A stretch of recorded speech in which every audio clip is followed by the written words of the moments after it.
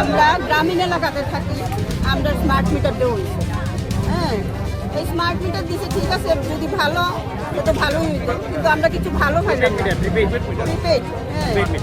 আর কারেন্টটা গেল তো আমরা আগে দোকানে ভরতে পারছি, 3বার দোকানে ভরতে পারছি। হ্যাঁ, এরপরে আইলাম এখানে দেখা যায় সার্ভার ডাউন করতে করতে লাইন লম্বা, রুটের মধ্যে রাস্তা পর্যন্ত লাইন, কিন্তু সার্ভার আর উঠলো না। এই যদি দুর্গতি প্রত্যেকবার চলতে থাকে, এটা আজকে নতুন না, এটা দীর্ঘদিন ধরে এইভাবে চলছে। 1200 টাকা ইউনিট, মাত্র তিন ইউনিট দিছে।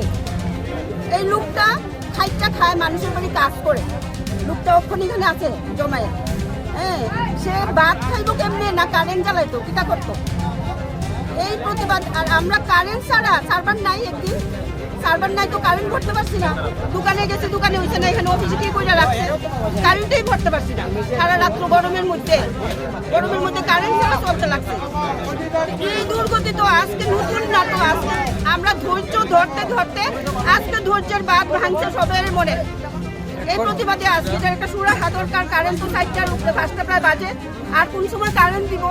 কারেন্ট ছাড়া কি আজকে রাত্র আমরা থাকতেই বলি নাকি? তাই এটার একটা সুরাহার লেগে আমরা এখানে সবাই কত বড় দাঁড়াইছে। সমাধান হয়েছে না? সমাধান তো হইছে না, দেখা যাক কিটা হয়, আমরা অপেক্ষায় আছি।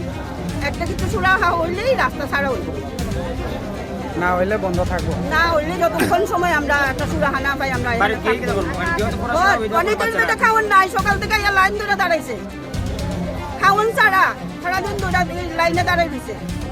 এটার একটা সুরাহা না করে তো কেউই যাইতো না।